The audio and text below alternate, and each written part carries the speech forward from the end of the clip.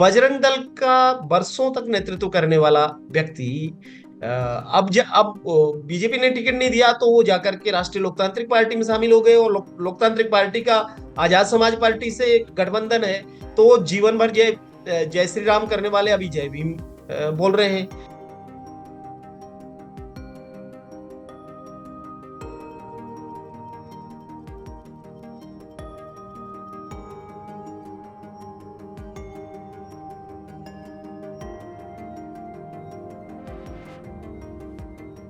राजस्थान का जो चुनाव था वो एक तरीके से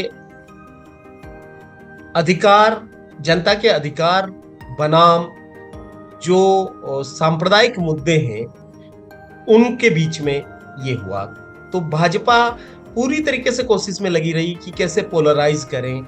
जो उदयपुर में जो कन्हैयालाल टेलर हत्याकांड हुआ, उसको वो लाए बीच में। यहां तक कि इजराइल और फलस्तीन के मुद्दे लाए गए, हिंदू राष्ट्र के मुद्दे लाए गए, लव जिहाद लाया गया, और मंदिरों की सुरक्षा, और जो जो वो कर सकते थे, तुष्टीकरण वगैरह वगैरह। लेकिन हमने ये पाया कि राजस्थान का मिजाज थोड़ा बदला हुआ था। नतीजे क्या आएंगे वो तो नतीजों से ही पता चलेगा, लेकिन हमने ये साफ तौर पे देखा कि राजस्थान की जनता सांप्रदायिक चीजों में कम से कम चुनाव के दरमियान नहीं गई। तो मुझे लगता है कि न तो कोई आइडियोलॉजी बची है और न ही कोई सभ्यता या कोई संस्कार बचा है। जिन चीजों के दावे हैं इनको कि हमारा चाल अलग है, चरित्र अलग है, हमारा चेहरा अलग है, प्रज्ञा है, सील है, संस्कार है, ये महज किताबी बातें हैं। और आप अगर देखेंगे तो नफरत से लबालब लोग हैं। और ये नफरत जो है न केवल मुस्लिम्स के साथ है, अल्पसंख्यकों के साथ तो है ही, लेकिन ये नफरत दलितों के साथ भी है, आदिवासियों के साथ भी है, और ये नफरत ओबीसी के साथ भी है। और फिर जब ये झगड़ते हैं सत्ता की प्राप्ति के लिए, तो ये नफरत एक जाति से दूसरी जाति के साथ भी है कि तुम ब्राह्मण कैंडिडेट भाजपा ने दे दिया तो हम जैन कैंडिडेट आरएसएस की तरफ से डालेंगे, या हम माहेश्वरी कैंडिडेट डालेंगे, या राजपूत कैंडिडेट डालेंगे। तो ये कुछ है नहीं।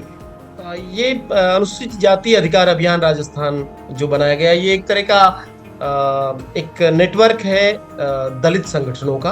क्योंकि जिस तरीके से दलितों का सेक्युलराइजेशन किया जा रहा है और जिस तरीके से उनको हिंदू राष्ट्र की आइडियोलॉजी की तरफ ले जाया जा रहा है, वहां हमें बहुत जरूरी लगा कि हम बाकी लोगों के साथ तो काम कर ही रहे हैं, तमाम उत्पीड़ित लोगों के साथ हमारा काम है, वो दलित हो, आदिवासी हो, घुमंतु हो, अल्पसंख्यक हो, महिलाएं हो, या ट्रांस लोग हो, सबके साथ कुछ कुछ काम है। लेकिन हमने थोड़ा और गहन काम, ठोस काम दलितों को केंद्र में रख के किया। तो इसी के लिए हमने सब लोगों को इकट्ठा करते हुए ये अजार बनाया, और फिर हम निकले और हमने एक सामाजिक न्याय यात्रा निकाली जो राजस्थान के 35-37 जिलों में तो गई, 37 डिस्ट्रिक्ट में तो फिजिकली गई, 13 जिलों में हमने डिजिटल संवाद किए, और 100 संवाद करके 10,000 लोगों से संवाद करने के बाद में हमने अपना एक एजेंडा घोषित किया, और उसको जयपुर घोषणा पत्र का नाम दिया गया। और जयपुर घोषणा पत्र एक जनमंच के जरिए जारी हुआ, और उसमें जो मुद्दे थे पॉलिटिकल पार्टियों ने उसको लिया भी है।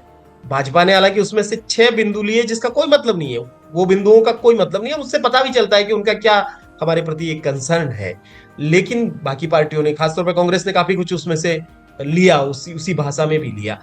तो मुझे लगता है कि ये वक्त है जब बाकी समाज को, तमाम भारतीय समाज को इनसे पूछना चाहिए कि तुमने बनाया क्या, ये देश को कहां ले गए, तुमने इस समाज को कहां ले गए, इसकी नई जनरेशन को तुम क्या दे रहे हो, नफरत के अलावा क्या दे रहे हो, और ये नफरत अंत में कहां जाएगी।